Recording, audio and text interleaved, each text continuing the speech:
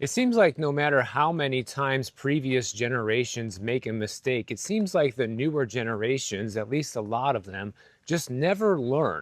And it's such a tragedy because that's one of the best and easiest and freest ways to learn in life is to learn from other people's mistakes. You see the wrong things that other people do in the past and try not to repeat them yourself. That way, you end up living a better life and often with a lot less financial trouble. But apparently, a lot of the young home buyers today are taking the bait and repeating the same old mistakes of the past. What do I mean? Well, they're falling for that old adage from mortgage brokers and real estate agents, which goes like this: marry the house and date the rate. Here's what the young generation is doing. Nearly 2/3 of millennials and Gen Z home buyers said it was important or extremely important that they're able to refinance their homes in the next 3 years. And that compares to 56% of all home buyers who say that. And it's also double the number of baby boomers who said they would need to do so. Now, why is that important? Because it means they're falling for the lie that the interest rate is more important than the price they pay for the home. So essentially, they're saying, well, I'm going to kind of get myself into a situation right now that is a little bit dicey. The house is a little more expensive than I want it to be, especially the payment. But hey, if I can refinance within the next 3 years, then I can probably hold on for those 3 years and make it work. That's the mindset that gets people into this buying situation of, yeah, I think I will just buy it now and worry about it later. Almost like buy now, pay later. No wonder so many of them are going for this trick because it kind of works like buy now, pay later. Except it's the opposite, that you have to pay more now and then hopefully less later. So basically, Gen Zs and millennials seem to have a higher risk tolerance than even prior generations who already made this mistake in the past and are willing to accept less than ideal mortgage rates with the intention of refinancing later. And I just think this is a huge mistake. And for anybody curious, I am walking on Belvedere Island down Belvedere Drive, and you can see this beautiful backdrop half the time when I'm holding the camera on this side over here. So why is this a problem? Well, there's no guarantee that mortgage rates are going to go down in the future. They have been kind of coming down recently, but they're still much higher than they were during the pandemic. Another reason why this is risky is because your finances as a homeowner tend to change over time. You might lose your job, especially in this environment. You could see a pay cut, which is arguably just as bad as losing a job. Or you can run into credit problems and not be able to refinance even if the opportunity presents itself. And also, even if none of those things happen, but you buy now and hope to refinance in 3 years from now, well, there's a good solid chance that the housing market and the value of your home will decline between now and then, which might make a refinance impossible because you're going to be losing equity during that time frame rather than gaining it. And a good benchmark or rule of thumb from lenders is this: you shouldn't even be looking at refinancing unless you're saving at least 1% on your interest rate. But I would argue it should be more than that because you really want the savings to be significant in order for it to make sense, because there are fees and costs involved with a refinance. In fact, that's the next thing it says right here. Many home buyers are blindsided by the unexpected costs of refinancing. Nearly a quarter of people said they're surprised by the extent of other costs in the process, such as inspections and closing costs. And then, even if everything goes right, you keep your job, you get a pay raise, and even the value of your home continues to go up, while you're still facing ever increasing homeowners insurance and property taxes that are likely never going to go down, which are going to continue eating away at your monthly budget, which can affect your debt to income ratio and ultimately how much you qualify for when it comes to a refinance. So there's a lot of roadblocks to qualify for a refinance in the future. I'm not saying it isn't possible. In fact, there's people refinancing right now, which we're going to talk about next. But it comes with lots of roadblocks and lots of caveats. And unless you're going from like a 7% rate to a 4% rate, it probably isn't worth it, in my opinion. I mean, just take a look at this anecdote right here. In a recent survey, 57% of homeowners said that they would consider selling their home if insurance rates continue to rise, which, you're pretty much guaranteed that insurance rates are going to continue to rise.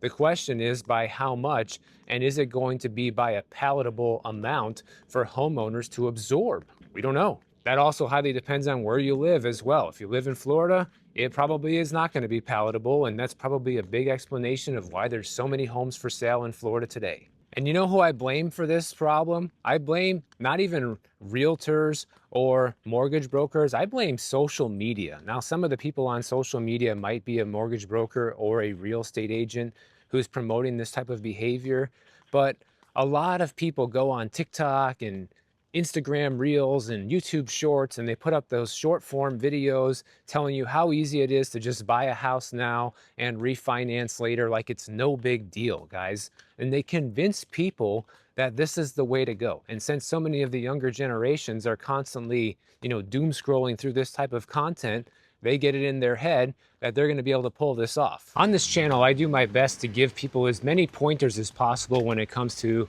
getting out of debt, when it comes to building wealth, which is why today's video is sponsored by Delete Me, because Delete Me helps you protect your personal data. So what is Delete Me? Delete Me is a hands-free subscription service that will remove your personal information that's being sold online. And Delete Me's privacy experts will remove you from hundreds of data brokers all year long.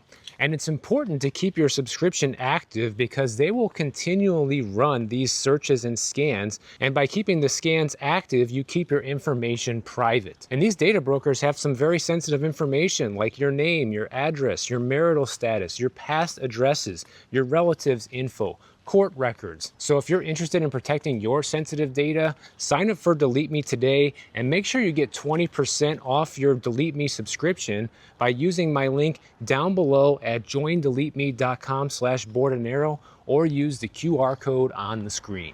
So what about the people who are actually refinancing today? How's that looking for them?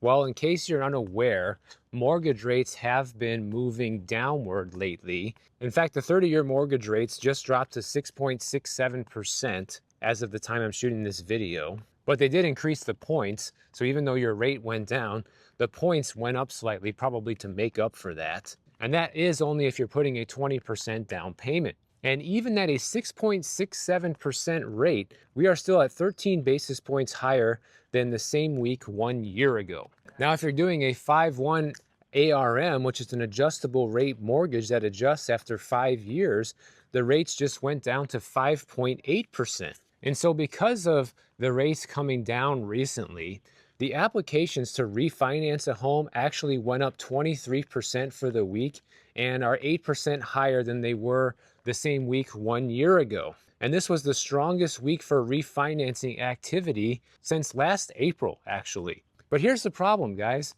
Along with the refinancing, also is coming larger loan balances. So people are taking on more debt.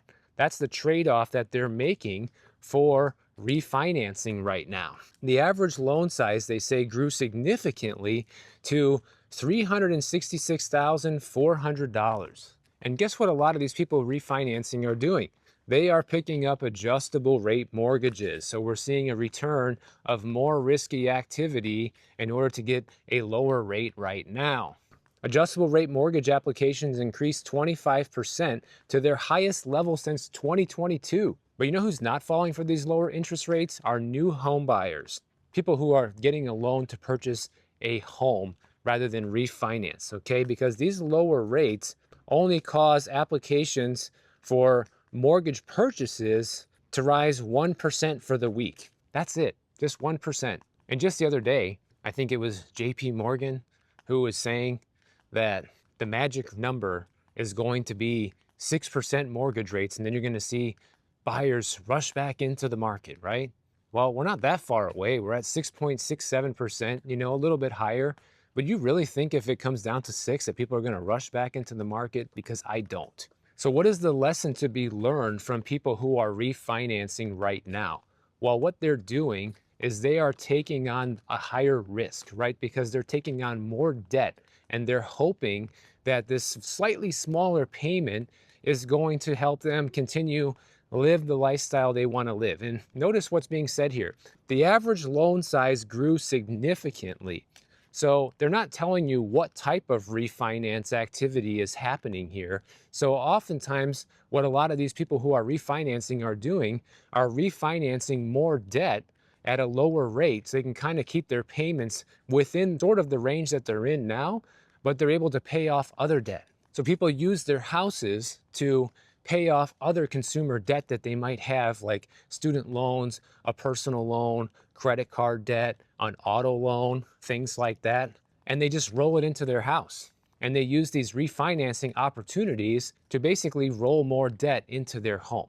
So I think people should be very cautious and take a page from this book and understand that there are some real world risks involved with this type of behavior. Check out the views. We got Richardson Bay out there. You can see the ferry heading over to Sausalito, probably from San Francisco, and then the Golden Gate Bridge in the background, almost covered by fog. You know, ultimately people are going to do whatever they want, and only a small number of people are going to end up seeing this video. It's not like, you know, the millions of people looking to buy a home today are going to magically come across this video and somehow it's going to change their mind. But I do my part, you know, even if this video gets, you know, 70, 80, 100,000 views, that's a lot of people who saw it that can kind of pass the message along for me in hopes that other people will listen. Now, one thing we've talked about a little bit is how much home sellers are delisting their homes right now, which means that they are removing their listing from the market because they're not satisfied with the offers they've been getting, or maybe they're not getting any offers at all. Well, in Miami, home sellers are delisting properties at more than twice the rate at the rest of the United States, which doesn't really come as much of a shocker to me because you see this type of behavior all the time over there. I show you guys so many different listings where that's happening. Miami has also seen the second largest home price declines year over year at a 4.7% decline in home prices year over year. And it's leading the nation in both the average time on the market, which is 88 days on market, and delistings with 59 listings per 100 being delisted. And I want to show you guys why this is significant, because even though you have more sellers than anywhere else in the country pulling their listings off the market, Miami still has inventory levels that are well above pre-pandemic numbers. As you can see, based on this graph from Reventure app here, in the past, Miami would have about 45,000 listings on the market at any given time throughout the year. Well, fast forward to today, that number has shot up to almost 50,000 listings on the market with no sign of slowing down. And that's with 59 out of every 100 listings being taken off the market recently.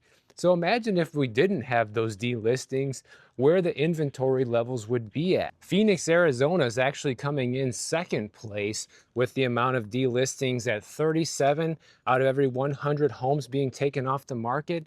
And it's the same story over there. Prior to the pandemic, Phoenix would have about 15,000 homes listed for sale. And today it's over 16,000 homes for sale. And that's with the delistings. And the next largest metro for delistings is actually Riverside, California.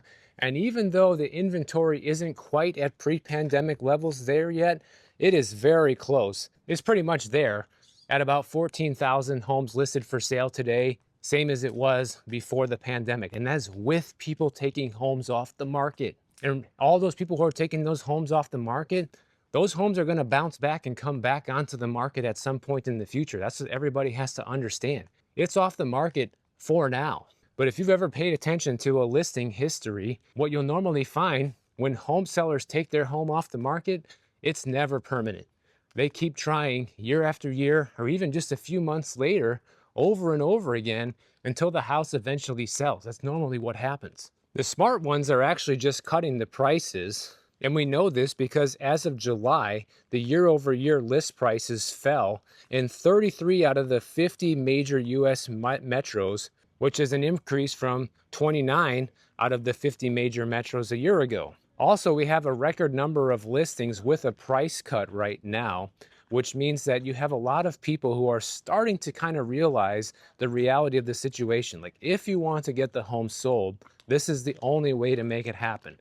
But oftentimes, the price cuts that we're seeing right now are just not significant enough to still interest buyers, especially at these interest rates. So we still have a long ways to go for buyers to come back into the market because these prices are just way too expensive, guys. So right now, the metros that have the highest drops in home prices are Austin, Texas, where prices have gone down about 5% since 2024 and 15% since 2022. In Miami, prices have dropped 4.7% since 2024 and about 17.8% since 2022. And in Chicago, home prices have dropped 4.4% since 2024 and 7.7% since 2022. LA has seen home prices drop 4.2% in the last year and a whopping 18.4% since 2022. Everybody says that LA is invincible and prices will never come down there.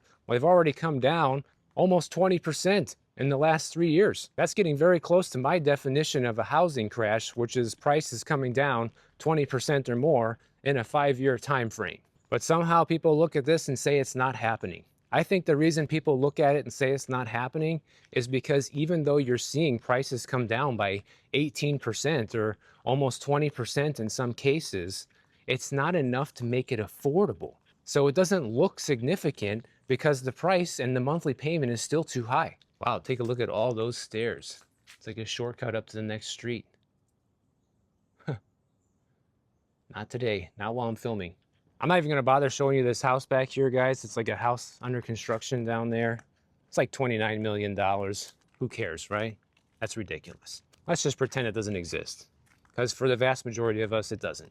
Anyways, that's why so many buyers today are turning towards buying a brand new home. In fact, take a look at this. New home prices actually dropped in 30% of the large US cities in the last quarter. And it actually turns out that home buyers can get a better price per square foot on a new build today in 2025 than they can get on an existing home. Nationally, new builds typically list for about $218 per square foot compared to about $226 a square foot for existing homes. And that's according to Realtor.com. And some of these price cuts have been significant over the past year. In fact, Little Rock, Arkansas takes the cake at 15.6% brand new home price declines. Austin, Texas, new home prices down 8.5%. Wichita, Kansas, new home builds are down 7.8%. And Cape Coral, Florida, they're down 7.4%. And there is some shrinkflation going on. These homes are actually getting a little bit smaller, and that's why the prices are coming down. They don't need as much construction materials to build these homes or as much labor and time to build them, but that's actually by request of buyers. Buyers want smaller, more affordable homes. That's a direct request from many home buyers, and a lot of these home builders are filling that demand. And what the home builders are doing is, rather than shrinking the size of all the rooms, they're actually just shrinking the size of the wasted space. So like the size of the hallways and the circulating space in between rooms. They're kind of shrinking down that space, but keeping the rooms all the same size. And even the home builders themselves are admitting that if it wasn't for incentives like mortgage rate buydowns, then they wouldn't be seeing the rise in these brand new home sales that they've been seeing lately. And remember, a mortgage rate buydown is where the home builder gives you a lower interest rate for the first few years of your mortgage. It might be something like you'll be paying 4% for the first year, 5% for the second year, 6% for the third year, and after that, you go to the market rate or whatever was agreed upon at the time you bought the place. But this is yet another way that people kind of find themselves in trouble because they do the mortgage rate buy down and they get used to that lower payment, and you have 3 full years of a lower payment or sometimes even longer, and lifestyle inflation and lifestyle creep adds up.